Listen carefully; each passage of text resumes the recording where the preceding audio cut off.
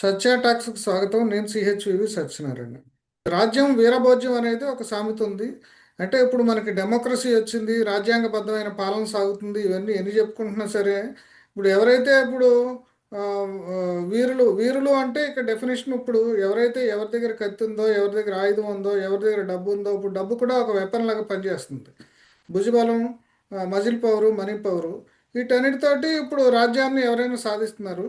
ఆ ఆ భుజబలము, money power లేనాళ్ళు ఇప్పుడు మాకు రాజ్యాంగం రిజర్వేషన్లు ఇవ్వాలి, ఇచ్చిన వాళ్ళేమో దాన్ని ఇంప్లిమెంట్ చేయాలి, లేనాళ్ళేమో మా జనాభా ప్రాతిపదికగా మాకు ఆ, అధికారంలో ఎమ్మెల్యేలు కావాలి, ఎంపీలు కావాలి, కోటాలు కావాలని చెప్పేసి అడుగుతున్నారు. అసలు ఈ ఈ పరిస్థితుల్లో, ఇప్పుడున్న పరిస్థితుల్లో ఈ రకంగా మనం ఆ, అర్థించడం ద్వారా ఇప్పుడు రాజ్యాధికారం వస్తుందా? ఇప్పుడు ఈ ఎవరైతే ఇప్పుడు పవర్లో ఉన్నారో వాళ్ళున్న అగ్రవర్ణాలతోటి, అగ్రవర్ణాల చేతుల్లో నుంచి ఎప్పటికైనా ఇప్పుడు మిగతా ఆ, ఎవరైతే అట్టడుగు వర్గాలు ఉంటారో వాళ్ళు రాజ్యాధికారాన్ని లాక్కోగలరా అనే అంశాన్ని ఇప్పుడు మనం చర్చిద్దాం. ఆ, మనతో చర్చించడానికి రిటైర్డ్ డీజీపీ జె పూర్ణచంద్ర గారు, ఆల్ ఇండియా బిఎస్పి కన్వీనరు మనతో ఉన్నారు. ఆయన అడిగి మరిన్ని విషయాలు తెలుసుకుందాం. పూర్ణచంద్ర గారు నమస్తే అండి. నమస్కారం అండి. అదే ఇప్పుడు మీ ఓటు వాళ్ళందరూ కూడా చాలా ప్రయత్నం చేస్తున్నారు. ఇప్పుడు రాజ్యాంగబద్ధంగా బీసీలకి లేదంటే ఇంకొంతమంది ఎస్సీలకి వీళ్ళందరికీ కూడా ఇప్పుడు రాజ్యంలో వాటా కావాలి, జనాభా తగిన వాటా కావాలని అనుకుంటున్నారు. కానీ వాస్తవ పరిస్థితి చూస్తుంటే వీరుడు వీరత్వం చూపినడితే రాజ్యం అనేది క్లియర్గా అర్థమవుతుంది. ఇప్పుడు మరి ఇటువంటి పరిస్థితుల్లో మీ వంటి వాళ్ళు చేసే రాజ్యాంగబద్ధమైన పోరాటం అసలు సక్సెస్ అయ్యే అవకాశం ఉందా? ఖచ్చితంగా సక్సెస్ అవుతుందండి. చరిత్ర దాన్ని నిరూపించింది. ప్రయత్నం చేయకుండా ఫలితాలు ఏమి రావు. ఎప్పుడైనా సరే మీరు గజనీ మహమ్మద్ 17 సార్లు దండయాత్ర చేస్తే గానీ 17వ సారి సక్సెస్ఫుల్ కాదు. సో మీకు అది ఒక రకంగా చెప్పాలంటే విదేశీయులు దేశం మీద దాడి చేసి దాన్ని ఆ ఎగ్జాంపుల్ ని ఆ, ఒక రకంగా చూస్తే ఇంకొక పాజిటివ్ ఎగ్జాంపుల్ కాంశీరామ్. కాంశీరామ్ రూపాయి లేకుండా, ఆయన జేబులో రూపాయి లేదు, ఆయన వర్గం చేతిలో రూపాయి లేదు. ఆయన ఎక్కడో పంజాబ్ లో పుట్టాడు ఆయన. మరి అక్కడ చమార్ కులానికి చెందిన ఆయన, ఎస్సీ కులానికి చెందిన ఆయన. ఎక్కడో పూణేలో ఉద్యోగం చేశాడు. అక్కడ తనకి విషయాల మీద అవగాహన జరిగి కులం అంటే ఏంటి, కులం అసమానతలు ఎలా దేశాన్ని నాశనం చేస్తున్నాయో గమనించి ఆయన బ్యామ్సెఫ్ పెట్టడం, బిఎస్పి పెట్టడం, ఎప్పుడూ లేనిది ఒక మహిళని, దళిత మహిళని చీఫ్ మినిస్టర్ చేయటం ఒక్కసారి కాదు 4 సార్లు చేయటం జరిగింది. మన కళ్ళ ముందే జరిగింది. అందువల్ల ఏంటంటే మనం మార్పు రాదు అని అనుకోవటం అనేది అది సరైనది కాదు. ఈ డెమోక్రసీలో ఏమంటే మార్పు వచ్చే అవకాశాలు చాలా ఎక్కువ ఉన్నాయి. వేరే చోట ఎక్కడ కూడా మార్పు వచ్చే అవకాశాలు లేవు.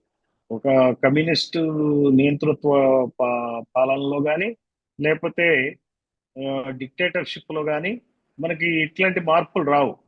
కాకపోతే డెమోక్రసీలోనే ఆ అవకాశం ఉంది. ప్రతి 5 సంవత్సరాలకి ప్రభుత్వం మారుతా ఉన్నప్పుడు పర్టికులర్ గా ఒక కుటుంబమే ఏళ్తదరా అనేది రాజరికం మోడల్ లేనప్పుడు వచ్చే అవకాశాలు ఉంటాయి. అందువల్ల నాకు నమ్మకం ఉంది. ఇంకొకటి ఏంటంటే ఇంకా నమ్మకం ఎందుకు కలుగుతుందంటే ఈ మద ఈ మాత్రం చర్చ సాగుతుంది ఈ రోజున అంటే మరి దానికి కారణం ఏంటి? Technology, social media. ఈ రోజున మీరు మరి చానాళ్ళు పత్రికా రంగంలో విశేష సేవలు అందించారు, అపారమైనటువంటి అనుభవం ఉంది, ఎన్నెన్నో విషయాలను మీరు డీల్ చేశారు. ఎంతో ఇన్నోవేటివ్ గా పనిచేసిన మీరు 60 సంవత్సరాలు పైబడి, నేను కూడా రిటైర్ అయ్యి 60 సంవత్సరాలు వయసు, 63 సంవత్సరాల వయసులో మన ఇద్దరం ఈ సబ్జెక్ట్ మాట్లాడుకుంటున్నాం. దీన్ని కనీసం 100 మందో 1000 మందో చూస్తున్నారంటేనే ఇది మార్పుకి నిదర్శనం. సరే, ఇలా మార్పు జరుగుతుంది. ఇప్పుడు ఇది మెయిన్ మీడియాలో ఇది సబ్జెక్ట్ రాకపోవచ్చు, జనాలు పట్టించుకోకపోవచ్చు. ఎందుకంటే వాళ్ళు మీరు ఎవరైతే వర్గాలు చెప్పారో ఆ వర్గాలు కొమ్ము కాసే వర్గాలు కాబట్టి బయట కనపడకపోవచ్చు. కానీ ఈ రోజున ఇది జరుగుతుంది కాబట్టి నా నమ్మకం అది. సో ఇందులో ఇంకొక అంశం ఏంటంటే ఇప్పుడు వ్యక్తుల ద్వారా కన్నా కూడా ఈ ఒక్కొక్క ఫినామినా, ఒక్కొక్క వార్త, ఒక్కొక్క ఇన్సిడెంటే దేశం యొక్క గతిని మార్చేటువంటి పరిస్థితులు ఏర్పడినాయి. మనం చూసాం జెన్జీ యూత్ ఏం చేసిందో నేపాల్లో. ఈ ఆలోచనలు ప్రభావితం చేసినాక, ఈ ఆలోచనలు అర్థం చేసుకున్న వ్యక్తులు, సమూహాలు రోడ్ల మీదకి వచ్చి ప్రభుత్వాన్ని నిలదీసే రోజులు వచ్చినాయి అనమాట. అందువల్ల మనకు చాలా పాజిటివ్ గా దీన్ని తీసుకోవాల్సిన అవసరం ఉంది. ఈ రాజ్యం వీరభోజ్యం కాదు, ఈ రోజున భారతదేశంలో ఉన్నది చోరభోజ్యం. చోరభోజ్యం అంటే మరి వీళ్ళంతా కూడా జాతి సంపదని దోచుకునేవాళ్ళు. ఇప్పుడు ఏ నాయకుడైనా చూడండి, మామూలుగా వాళ్ళు ఉద్యోగాల్లోకి, రాజకీయాల్లోకి రాకముందు వాళ్ళ ఆస్తులు ఎంత ఉన్నాయి, ఇప్పుడు ఎంత ఉన్నాయి ఆస్తులు చూడండి. ఈ ఆస్తులు ఎట్లా పెరిగినాయి? ఈ రాజకీయాన్ని వ్యాపారంగా చేసుకున్నారు కాబట్టి పెరిగినాయి. జాతి సంపదని దోచుకున్నారు కాబట్టి పెరిగినాయి. కాబట్టి వీళ్ళు చోరులు, వీరులు కాదు. అయితే ఈ దోపిడీ అనేది ఇప్పటిది కాదండి. గత 2-3 వేల సంవత్సరాలుగా ఈ దేశంలో దోపిడీ జరుగుతుంది. కార్ల్ మార్క్స్ ఒక రకమైన దోపిడీ గురించే చెప్పాడు. కార్ల్ మార్క్స్ చెప్పిన దోపిడీ ఏంటి? వర్గ దోపిడీ. యజమాని కింద పనిచేసే వర్కర్స్ ని శ్రమ దోపిడీ చేస్తున్నారు, వర్గాల ప్రకారంగా జరుగుతుంది, ధనికులు పేదలు ఉన్నారని చెప్పి ఆయన ఒక సిద్ధాంతీకరించాడు. అది వెస్ట్ కి బాగా అనుకూలంగా సాగింది. సో అదే మన ఇండియాకి వచ్చేటప్పటికి అది పనికిరాల. మౌలికంగా కార్ల్ మార్క్స్ చెప్పిన సూత్రం శ్రమ దోపిడీ కరెక్ట్ అయినప్పటికీ ఇక్కడ శ్రమజీవులు ఎవరు ఉంటున్నారంటే, ఈ దోపిడీకి గురైన వాళ్ళు ఎవరు ఉంటున్నారంటే శ్రామిక కులాల వాళ్ళు ఉంటున్నారు. పై కులాల వాళ్ళు, ధనిక కులాల వాళ్ళు, భూస్వామ్య కులాల వాళ్ళు, మరి ఫ్యూడలిస్టులుగా కింది కులాల యొక్క శ్రమని దోపిడీ చేశారు. అందువల్ల ఏంటంటే ఈ దోపిడీని కార్ల్ మార్క్స్ రేఖామాత్రంగా చెప్పాడు, కానీ దాన్ని పూర్తిగా అనుభవంలోకి తెచ్చింది, ఆచరణలో చూపించింది మన జ్యోతిబా పూలే దగ్గర నుంచి ఈ అవగాహన అనేది పెరుగుతూ వచ్చింది. Sahu Maharaj, Ambedkar annihilation of cost అనే బ్రహ్మాండమైన డాక్యుమెంట్ ని, థీసిస్ ని మనకి అంబేద్కర్ అందజేశాడు. ఆయన దాని బేస్ చేసుకునే కాన్షిరామ్ కూడా ఎక్కడైతే అంబేద్కర్ పోరాటాన్ని ఆగిందో ఆ పోరాటాన్ని కొనసాగించాడు. ఆయన బ్రహ్మాండమైన విప్లవాలు సాధించాడు. ఇప్పటికైనా సరే కులమే నిజం అనే దాన్ని అర్థం చేసుకోవాలని, కుల తత్వంతోనే దోపిడీ సాగుతుంది, ఒక కులం ఇంకో కులాన్ని దోపిడీ చేస్తుంది అనే ఈ అవగాహన ప్రజల్లోకి వచ్చినప్పుడు ఈ రాజకీయ అధికారాన్ని కూడా దోపిడీ చేసేది కులమే. మనం ఆంధ్రప్రదేశ్ లో చూసినట్టయితే 2 కులాలు ఈ దోపిడీని రాజకీయ దోపిడీని సాగిస్తున్నాయి. వాళ్ళు మొత్తం కలిపి 2 కులాలు 100కి 8 మంది ఉంటారండి. 100కి 8 మందే ఉంటారు. అటు 2 కులాలు కూడా నేను మీకు పేర్లు చెప్పమంటే కూడా చెప్తా. నేను కమ్మ రెడ్ల కులాలని ఈ 2 కులాలు ఉన్నాయి. ఈ 2 కులాలు కలిపి 8% ఉంటే ఈ రోజున అసెంబ్లీలో 67 మంది ఎమ్మెల్యేలు ఉన్నారు. అంటే 175 సీట్లున్న ఏపీ అసెంబ్లీలో 8% మాత్రమే ఉండాలి వాళ్ళు. 8% అంటే ఇక్కడ ఒక విషయం చెప్పండి. ఇప్పుడు వీళ్ళు ఇప్పుడు ఎవరైతే ఇప్పుడు 8% ఉన్నవాళ్ళు ఇప్పుడు 67 సీట్లు సంపాదించగలిగారు అంటే దానికి కారణం ఏంటి? అందుకనే ఈ తరతరాలుగా చేసినటువంటి దోపిడీ సూత్రాన్ని వాళ్ళ ఆపోసన పట్టారండి. ఒక గ్రామంలో ఇంతకుముందు వీళ్ళే దోపిడీ చేసేవాళ్ళు. శ్రమ దోపిడీకి కులాల రీత్యా జరిగింది. వాళ్ళకి అసలు ఈ శ్రామిక కులాలు వాళ్ళు దోపిడీకి గురయ్యనే విషయం వాళ్ళకి తెలియదండి, అవగాహన లేదు. అంబేద్కర్ వచ్చే వరకు అన్టచబిలిటీ గురించి పెద్ద గొప్పగా మాట్లాడిన వాళ్ళు లేరు, దాన్ని అణిచేసిన వాడు లేడు. అట్లనే ఈ కుల ప్రకారం దోపిడీ ఇలా జరుగుతుందనే విషయాన్ని ప్రజాబాహుళ్యానికి మనం చెప్పడంలో విఫలమయ్యాం. ఇప్పుడు బీసీల్లో నాయకులు వివిధ పార్టీల్లో ఉన్నారు వాళ్ళు, అలానే మనబోటి వాళ్ళు చదువుకున్న వాళ్ళు ఉన్నారు. ఎవరు కూడా ఈ దోపిడీ సూత్రాన్ని ప్రజల్లోకి చెప్పకపోవటం వల్ల దోపిడీదారులు యథేచ్ఛగా దోపిడీ చేసుకుంటూ ఓట్లని దోపిడీ చేసి, డబ్బులు పంచి, మద్యాన్ని పంచి, ఆశలు చూపించి, ఫేక్ మేనిఫెస్టోలను ఇచ్చి ఓట్లను గుంజుకుని వీళ్ళు అందలాలు ఎక్కుతున్నారు. అంటే గత 75 ఏళ్లుగా అనేక సామాజిక ఉద్యమాలు వచ్చినాయి. అంటే ఇప్పుడుతో కంపేర్ చేస్తే ఇప్పుడు సోషలిస్ట్ మూమెంట్ వచ్చింది, లోహియా, మీరు చెప్పిన జ్యోతిబా ఫూలే, అంబేద్కర్, ఇట్లాంటి వాళ్ళందరూ వచ్చారు. ఆ తర్వాత కొంత కమ్యూనిస్ట్ మూమెంట్, ఆ తర్వాత అంబేద్కరిస్టులు, దళిత ఉద్యమాలు ఇవన్నీ వచ్చినాయి. ఇవన్నీ వచ్చినప్పుడు కూడా ఇక్కడ పరిస్థితి ఏం మారలేదు. ఇప్పుడు ప్రస్తుత పరిస్థితి ఎట్లుందంటే రాజకీయాల్లో డబ్బే మొత్తం కార్పొరేట్ రాజకీయాలు అయిపోయినాయి. డబ్బుతోటే ట్రాన్సాక్షనల్ పాలిటిక్స్ అయిపోయినాయి.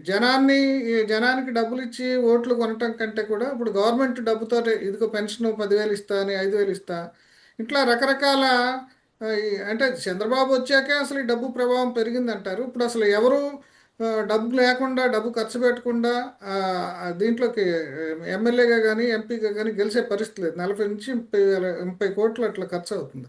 ఇటువంటి పరిస్థితుల్లో ఇంత ఉద్యమాలు జరిగి చైతన్యం వచ్చినప్పుడే రాని మార్పు ఇప్పుడున్న పరిస్థితుల్లో ఎట్లా వస్తుందని అనుకుంటున్నారు? అంటే కేవలం డబ్బే పరమావధి అయిపోయింది రాజకీయాల్లోకి. డబ్బు లేనాడు అసలు పోలేడు, అసలు అక్కడికి ఎంటర్ కూడా కాలేడు. ఇప్పుడు డబ్బుతో కూడా చంద్రబాబు నాయుడు డబ్బు పంచి 3 సార్లు ఓడిపోయారు అనేది మీరు ఒప్పుకుంటారా? అదే ఓడిపోవచ్చండి, కానీ డబ్బు ఇంకో పంచాడు కదా. అవతలాలు డబ్బులు ఇచ్చారు లే కదా. నేను చెప్తాను అదే. అదే 3 సార్లు డబ్బులు పంచిన చంద్రబాబు నాయుడు ఎందుకు ఓడిపోయాడండి? అలానే మీరు చెప్పిన పనులన్నీ చేసి జగన్మోహన్ రెడ్డి దారుణంగా ఎందుకు ఓడిపోయాడో చెప్పండి నాకు. అదే అంటే ప్రజల్లో వ్యతిరేకత ఉందని అర్థం. ప్రజలకి ఇవన్నీ తెలుసండి, అర్థమవుతున్నాయి. వీళ్ళు చాలా అవినీతి పరులు. వీళ్ళు సొంత జేబులోంచి జగన్మోహన్ రెడ్డి 2,75,000 కోట్ల రూపాయలు పంచలేదనేది ప్రజలకు తెలుసండి. తెలవబట్టి వాళ్ళు ఎగ్నెస్ట్ ఓట్లేసి ఎన్ని సీట్లు గెలిచాడు? ఓన్లీ 11 సీట్లే గెలిచాడు 175లో. వైనాట్ 175 అన్నలా పోయి ఓన్లీ 11కి వచ్చాడు. అంటే నేను అనేది ఏంటంటే, మనం విజయం తప్పని పరిస్థితుల్లో కొంతమంది విజయం సాధిస్తున్నారు, కొన్ని రకరకాల కారణాలు చెప్తారు. కానీ ప్రజలకి ఇది అర్థమవుతుంది, వీళ్ళు మోసకారులు, వీళ్ళు మోసం చేస్తున్నారు అని చెప్పి. ఒకవేళ కనుక వీళ్ళు నిబద్ధతతో పనిచేసినట్టయితే అసలు ఓడిపోయే ప్రసక్తి లేదండి. ప్రజలు గమనించేవాళ్ళు. అధికారాన్ని అందరితో పంచుకుంటే, న్యాయంగా ధర్మంగా పనిచేసినట్లయితే వీళ్ళు ఓడిపోరు. కాకపోతే వీళ్ళు ప్రజలకు తెలుసు ఇది. మీరు అన్నారే, డబ్బులు ఖర్చు పెట్టి గెలిచాం కాబట్టి మళ్ళీ డబ్బులు సంపాదించాలి. ఈ రోజు తెలుగుదేశం పార్టీలో ఉన్నటువంటి ప్రతి ఎమ్మెల్యే చేసే పని అదే కదండి. ఇది ప్రజలకు తెలియదండి, అదే ప్రజలకు అర్థం కాదా? రేపు వీళ్ళు గెలుస్తారా? మీరు నాకు చెప్పండి. బీసీలకి మేనిఫెస్టోలో 34% స్థానిక సంస్థల్లో రిజర్వేషన్ ఇస్తానని చంద్రబాబు నాయుడు చెప్పాడు. బీసీ రక్షణ చట్టం తెస్తా అన్నాడు. నామినేషన్ పోస్టుల్లో కూడా బీసీలకి తగిన ప్రాధాన్యత ఇస్తా అన్నాడు. చేశాడండి? చేయలేదు కదా. అదే ఈ చేయకుండా ఉంటే బీసీలకు అర్థం కాదా అండి? నువ్వు మేనిఫెస్టోని ఎంత గొప్పగా ప్రచారం చేసుకున్నావో అంత గొప్పగానే ప్రజల్లో కట్టింది. దీనికి కారణం ఎవరు? 34% రిజర్వేషన్ లేకపోవడానికి మరి చంద్రబాబుతో పాటు పవన్ కళ్యాణ్ కారణం, మళ్ళీ వాళ్ళిద్దరితో పాటు మోడీ కూడా కారణమే కదా. వీళ్ళు గెలుస్తారండి? వీళ్ళ గురించి మరి కాంగ్రెస్ ఇక్కడ ఉధృతంగా తెలంగాణలో 42% రిజర్వేషన్ గురించి పోరాడుతుంది. మరి షర్మిలారెడ్డి కాంగ్రెస్ ప్రెసిడెంట్ అయ్యి ఉండి 34% బీసీలకు రిజర్వేషన్ ఇవ్వాలని ఒక మాట మాట్లాడిందండి. ఇది బీసీలు గమనించనండి. అదే జగన్మోహన్ రెడ్డి 34% నువ్వు మేనిఫెస్టో ఇస్తా అన్నావు, ఆ పింఛన్ ఇవ్వట్లేదు, ఈ పింఛన్ ఇవ్వట్లేదు అని రెడ్ బుక్ అని నువ్వు క్రిటిసైజ్ చేస్తాడు. కానీ నువ్వు బీసీలకు 34% రిజర్వేషన్ ఇవ్వలేదు, అది డిమాండ్ చేయట్లేదు జగన్మోహన్ రెడ్డి అని బీసీలకు తెలియదండి? నాకు చెప్పండి. అంటే ఇప్పుడు మీరు చెప్పిన ఉత్తరప్రదేశ్లో కాంచీరామ్ రాజకీయం కానీ లేకపోతే బీహార్లో కానీ చూస్తే అక్కడ ఈ లోహియా శిష్యులు కానీ వీళ్ళంతా కూడా అప్పుడు జంజెడ్ తరం వాళ్ళు ఈ దేశంలో వర్గం కాదు కులమే అనేది రావటం, అక్కడ భూమిహారులు రాజపుత్రులు వీళ్ళకి వ్యతిరేకంగా అక్కడ చాలా కుల పోరాటాలు జరగడం, కుల చైతన్యం చాలా తొందరగా వచ్చిందండి. ఆ తర్వాత ఇప్పుడు అక్కడ కంపేర్ చేస్తే ఇక్కడ మనకి తెలుగు రాష్ట్రాల్లో ఎక్కడైనా సరే అంటే తెలంగాణతో ఆంధ్రాకి కొంచెం తేడా ఉన్నప్పుడు కూడా ఇక్కడ సంపన్న బీసీలు సంపన్న అగ్రవర్ణాలతో రాజకీయాల్లో వాళ్ళు ఏదో రకంగా రాజీపడి కొంత వాటా సంపాదించుకుందాం అనే పరిస్థితి కనిపిస్తుంది. కానీ వీళ్ళు డైరెక్ట్గా రాజ్యాధికారాన్ని మనం పొందుదామనే కాన్ఫిడెన్స్ వీళ్ళలో కనిపించలేదు. అంటే అక్కడ సిచ్యుయేషన్కి ఇక్కడ సిచ్యుయేషన్కి ఏంటి డిఫరెన్స్? ఎలా కంపేర్ చేస్తారు మీరు? మీరు అన్నట్టు అక్కడ కర్పూరి ఠాకూర్ గారి దగ్గర నుంచి బలమైన బీసీ నాయకులు ఆ బీహార్లో వచ్చారు. ఇక్కడికి వచ్చేటప్పటికి మనకు అంత బలమైన నాయకులు లేడు. సర్దార్ గౌతులచ్చన్న లాంటి వాళ్ళు తప్పిస్తే పెద్ద కనపడరు. మన కొండా లక్ష్మణ్ బాపూజీ ఆయన ఇక్కడ మా తెలంగాణలో మనం చూసాం, గట్టి నాయకులు. అయితే ఏమిటవుతుందంటే ఈ నాయకులు అందరూ కూడా కులపరమైన రాజకీయాల్లో పూర్తి అవగాహనతో వ్యవహరించలేదని చెప్పొచ్చు.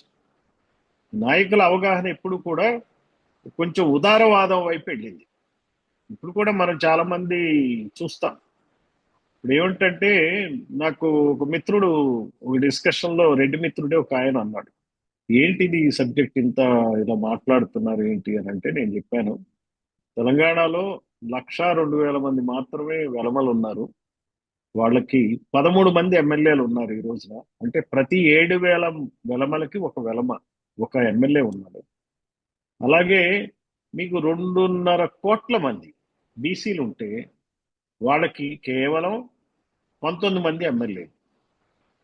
అంటే మరి దాదాపుగా 2-3 లక్షలకి ఒక బీసీకి ఎమ్మెల్యే ఉంటే 7,000కి ఒక ఎమ్మెల్యే, 7,000 వెలమలకు ఒక ఎమ్మెల్యే, 15,000 కమ్మలకు ఒక ఎమ్మెల్యే, అట్లనే ఆ, ఇంకొక 30,000 రెడ్లకు ఒక ఎమ్మెల్యే. ఈ మాదిరిగా తెలంగాణ సిచ్యుయేషన్. ఆంధ్ర సిచ్యుయేషన్ కూడా అదే. వాళ్ళకు కూడా 50,000 మందికి ఒక రెడ్డి ఎమ్మెల్యే, రెడ్లకి ఒక ఎమ్మెల్యే, 50,000 కమ్మలకు ఒక ఎమ్మెల్యే, ఇట్లా దాదాపుగా 67 మంది ఎమ్మెల్యేలు ఉన్నారు. బీసీ ఎమ్మెల్యేలు ఉన్నది కేవలం 40 మంది. ముస్లింల పరిస్థితి అధ్వానం, ముగ్గురు. ఇది ఇప్పుడు కాదండి, 16 ఎన్నికలుగా జరుగుతుంది. 16 ఎన్నికల్లో మనం చూసుకుంటే 1,207 మంది కమ్మారెడ్డి ఎమ్మెల్యేలు ఉంటే బీసీలు కేవలం 498 మాత్రమే ఎమ్మెల్యేలు అయ్యారు. సో అందువల్ల ఏంటంటే, ఈ అవగాహన అనేది లేకపోవడం జరిగింది. టీడీపీ వచ్చి బీసీలకి పెద్ద మోసం జరిగింది. ఏమైందంటే, టీడీపీ బీసీలకు మేలు చేసిన పార్టీగా అనిపించి బీసీలు కూడా ఆ భ్రమంలో పడ్డారు. ఇప్పుడు మన ఎస్సీలు ఎట్లయితే కాంగ్రెస్ మేలు చేసింది మనకు అనుకుని ఆ భ్రమలో ఉంటారో, ఈ రోజున వైసీపీ మేలు చేస్తుందని ఆ భ్రమలో ఎస్సీలు ఎలా అయితే ఉంటారో, బీసీలు కూడా టీడీపీ పార్టీ బీసీలకు మేలు చేసింది అనుకుంటున్నారు. కానీ ఇన్ ఎసెన్స్ రియాలిటీలో చూస్తే ఏం లేదు.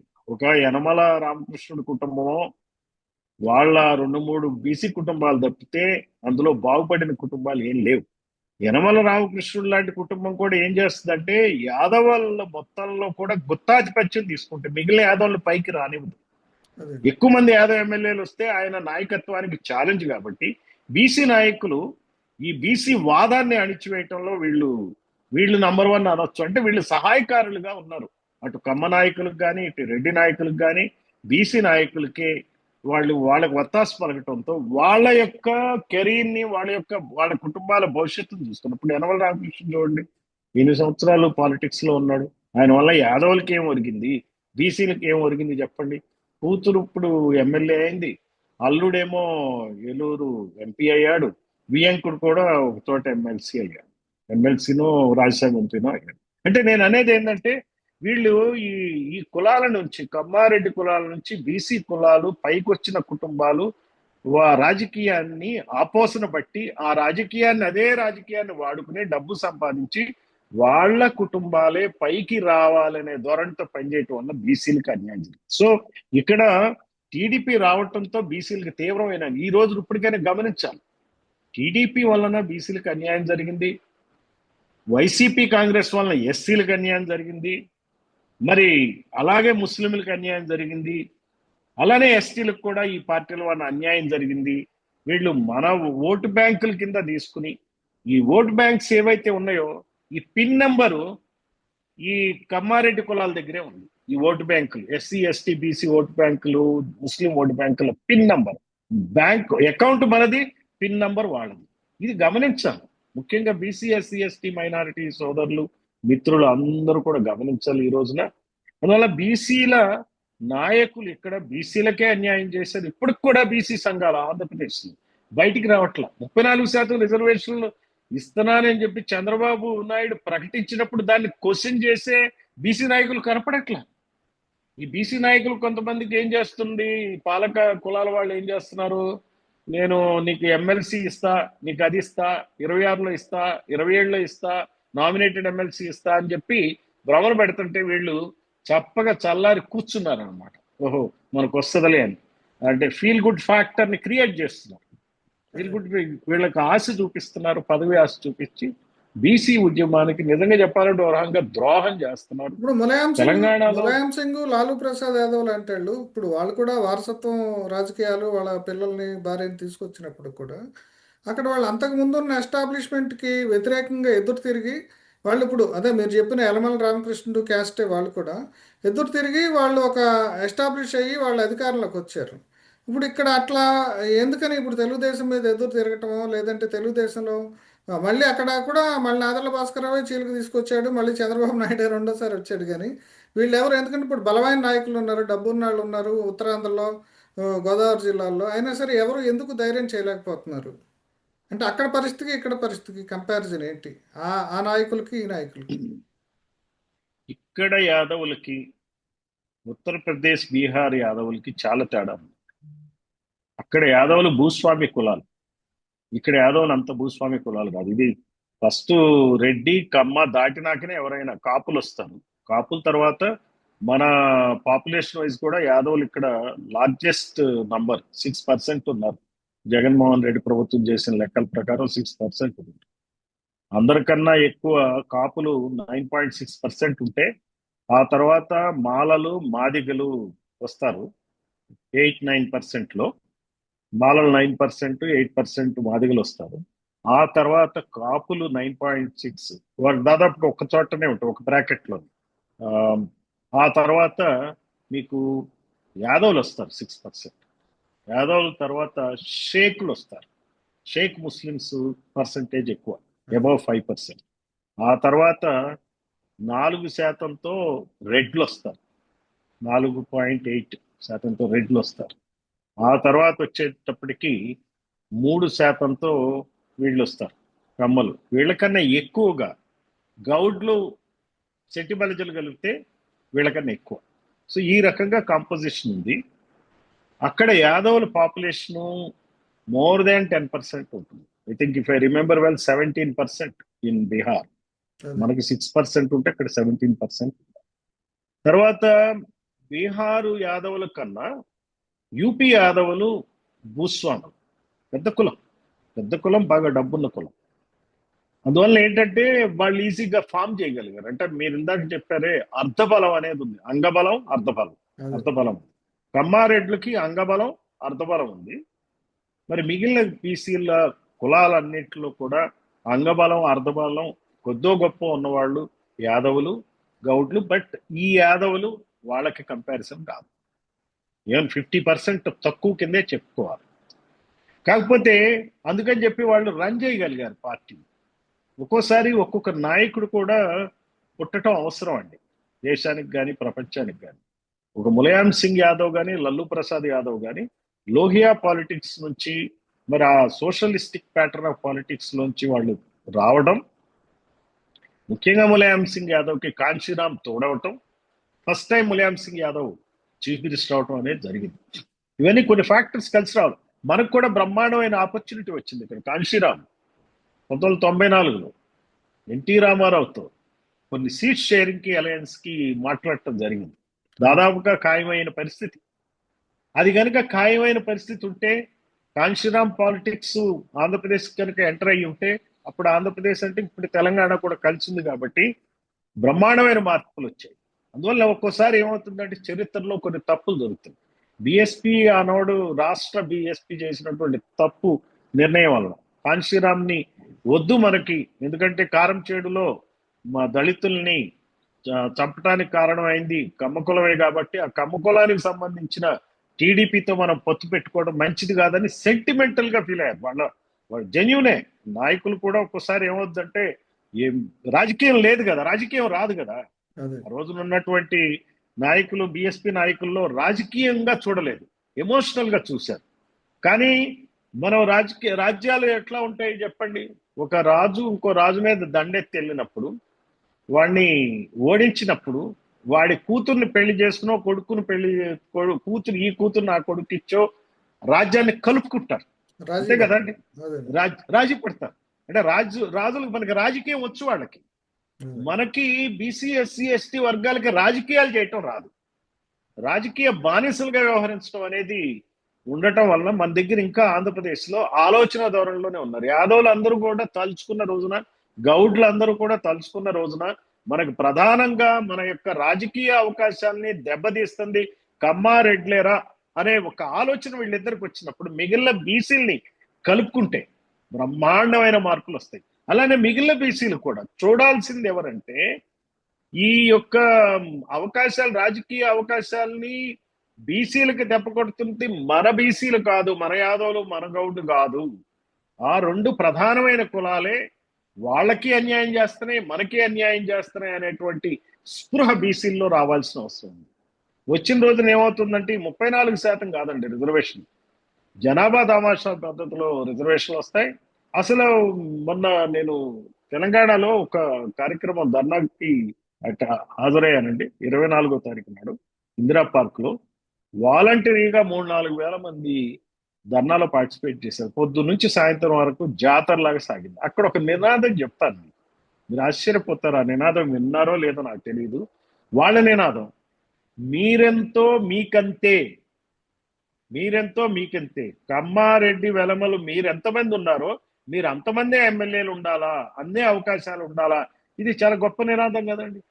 ఈ నినాదాన్ని బీసీ నాయకులు అందిపుచ్చుకోవాలి, అందిపుచ్చుకుని తీసుకెళ్లాలా. మేమెంతో మాకంత అనేది కాంశీరామ్ నినాదం.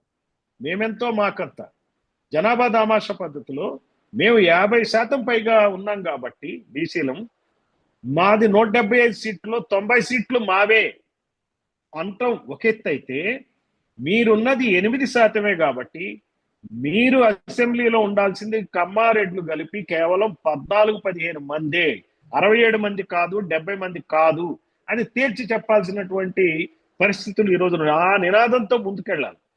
తర్వాత అంగబలం అర్ధబలం అవసరం అనేది ఓటు వేసుకునే జనాలలో స్పృహ ఉంటే మన ప్రభుత్వాల్ని మనం ఏర్పరచుకోవాలా, మనకు అనుగుణంగా రాజకీయాల్ని ప్రభుత్వాల్ని నడుపుకోవాలా అనేటువంటి స్పృహ వచ్చిన రోజున డబ్బేం లేదండి. అంగబలం మందే, అర్ధబలం అవసరమే లేదు.